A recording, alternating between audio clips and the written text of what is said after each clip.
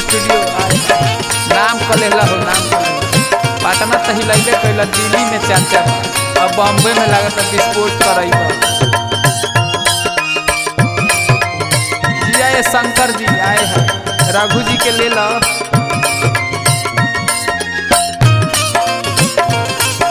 काहे पवन बाबा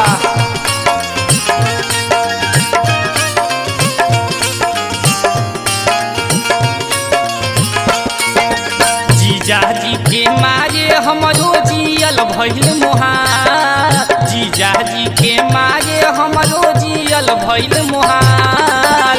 ओइसन चुमा लिहले बाणे अबही तक ले लहरताटे गाल, ओइसन चुमा ले बाणे अबही तक ले लहरताटे गाल। जीजाजी के मारे हमरो जियल भइल मोहाल, जीजाजी के मारे हमरो जियल भइल मोहाल। ओइसन चुमा लिहले बाणे अबही तक ले लहरताटे गाल, ओइसन चुमा ले बाणे अबही तक ले लहरताटे गाल। अरे कसाई हकारी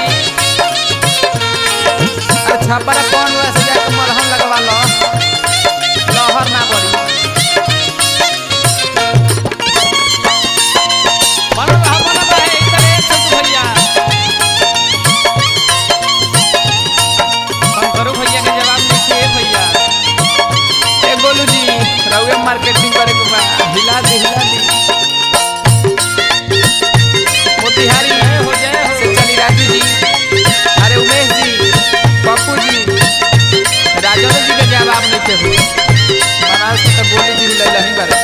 देखलन अकेला में तो सीना से सटावेले, आहट तोर पावती झट फेरी के हटावेले।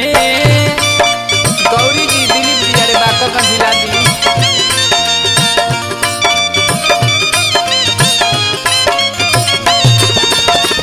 देखलन अकेला में तो सीना से सटावेले, आहट तोर पावती झट फेरी के हटावेले। हिला से मंटू भैया हिला दा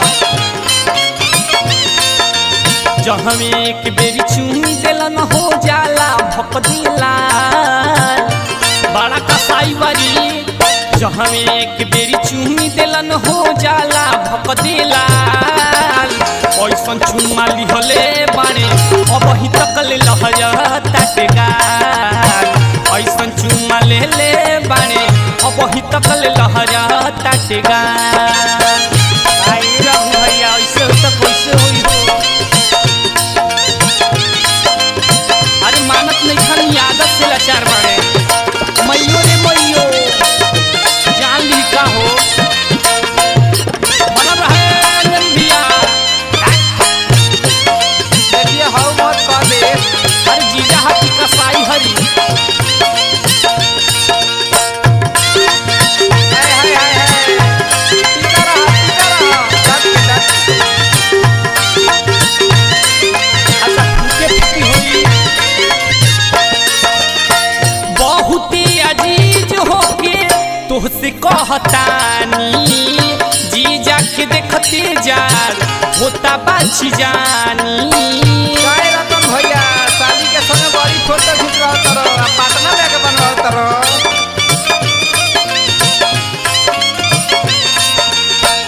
बहुत अजीज होके तुहसे कहतानी, जीजा के देखते जार होता बाछी जानी।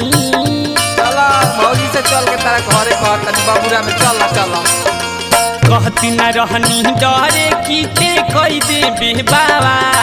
दिलीप सिन्हा भैया रउए गवाही देवे के बा। कहती न रहनी डरे की ते कई दे बाबा। ऐसन चुमा लिहले बाणे अबही तक ले लहरताटे गाल, ऐसन चुमा ले बाणे अबही तक ले लहरताटे गाल। सब रमा गया भैया ने सिखैले बारे उनकरा के, बड़ी कर आदत खराब हो त बिगड़ हो है। काय अंजनी भैया तू हाथ से बजा ले तारे घर ना, पहले बॉम्बे में बजाइला, पटना में आके बजाओ।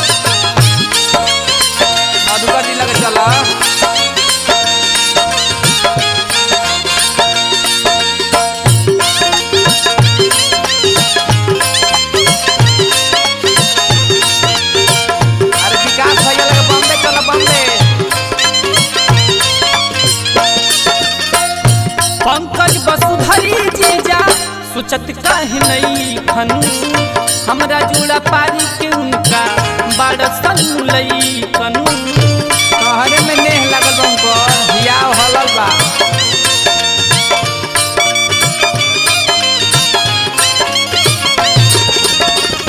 पंकज वसुधरी जीजा सोचता ही नहीं खन हमरा जोड़ा पारी के उनका बड़सन लईकन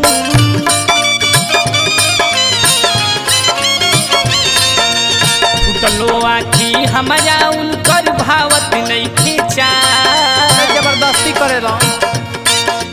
फुटलो आखी हमरा उनकर भावत नहीं खींचा ऐसन चुमा लिहले बारे अब ही तकल लहरता गाल ऐसन चुमा ले बारे अब ही तकल लहरता गाल जीजा जी के मारे हमरो जियल भइल मोहाल जीजा जी के मारे हमरो जियल भइल मोहाल ऐसन चुमा लिहले बारे अब ही तकल लहरता गाल ऐसन चुमा ले बारे अब ही तकल लहरता गाल ऐसन चुमा लिहले बारे अब ही तकल लहरता गाल ऐसन चुमा ले बारे अब ही तकल लहरता